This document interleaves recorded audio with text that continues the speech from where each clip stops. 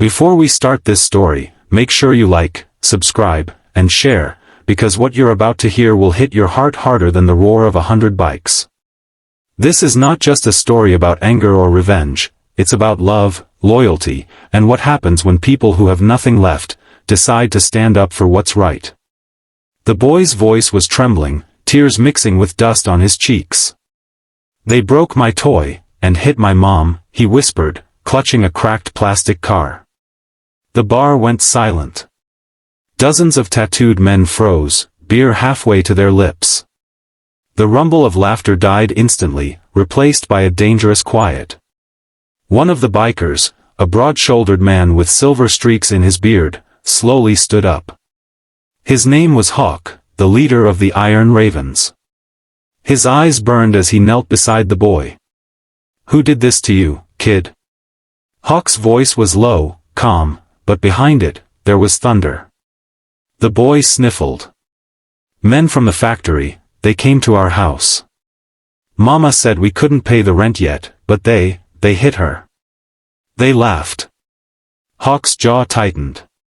Around him, the rest of the Ravens exchanged glances. Every man there knew the factory he was talking about. A chemical plant just outside town, owned by men who thought their money made them untouchable. They'd been squeezing families in the workers' housing for months, threatening, evicting, and crushing anyone who dared to speak. But hitting a mother? In front of her child? That crossed a line no biker would ever ignore. The sound of engines filled the afternoon air. 14 bikes roared down the highway, sunlight flashing off chrome, black leather jackets glinting under the blue sky.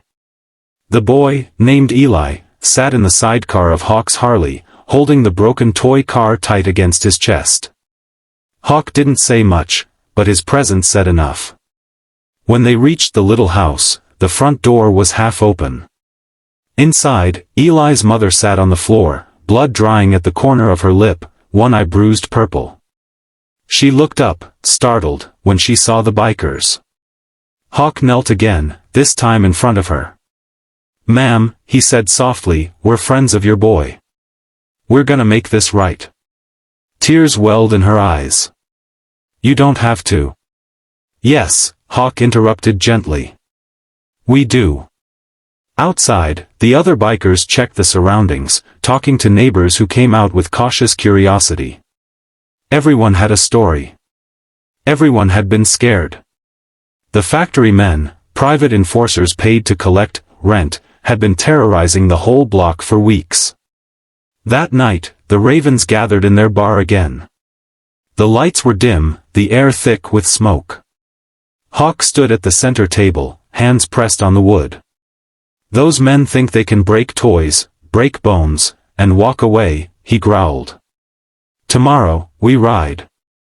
The next day dawned bright and cold. The hum of engines rolled across the valley like a storm brewing on the horizon. The Iron Ravens thundered toward the gray silhouette of the factory, dust clouds chasing them. At the gate, 2 security guards stepped forward, smirking. "You boys lost?" Hawk cut his engine. "No," he said. "We're exactly where we need to be." The guards reached for their batons, but before they could move, the rest of the Ravens surrounded them. Hawk walked past the trembling men and kicked open the factory doors. Inside, workers stopped and stared as the bikers stormed in, every step echoing off the concrete walls. The manager, a greasy man in a suit, appeared from his glass office upstairs. "What is this? Who do you think you are?" Hawk's voice echoed like thunder. "We're the people you thought wouldn't care." He tossed something onto the table in front of the manager. "The broken toy car." The man frowned. "What is this supposed to?" Hawk slammed his fist into the desk, making the man jump. "That belonged to a kid whose mother you hurt. You think she's just another number? That boy's tears have names. And today, you're gonna remember them." The manager stammered. I didn't." But the bikers had already called the workers over. Phones were out, cameras rolling. For once, the truth was being seen. They didn't raise fists, they raised voices. The ravens weren't there to destroy. They were there to expose. Within hours, the videos hit the internet. The story spread like wildfire: factory boss attacks woman, faces biker justice. Local news vans rolled up, and police who had ignored the complaints suddenly took notice. By sunset, the manager was in handcuffs, the factory shut down for investigation. That evening, as the last orange light faded, Hawk and the ravens returned to Eli's house. The little boy ran out, toy car still clutched in his hand, now taped back together by Hawk himself. "Mr. Hawk!" Eli cried, smiling through the dried tears. Hawk knelt down again, handing him a brand new red car. "Keep both," he said. "One to remember the hurt. One to remember the day it ended." Eli hugged him tightly. His mom stood at the doorway, silent, watching these men who looked like outlaws but had hearts stronger than any hero. That night, as the engines faded into the distance, the small town slept peacefully for the first time in months. The factory lights stayed off, and the whispers of fear turned into songs of gratitude. Because sometimes justice doesn't wear a badge. Sometimes it rides on two wheels. And sometimes, all it takes to start a revolution, is a broken toy and a child's cry.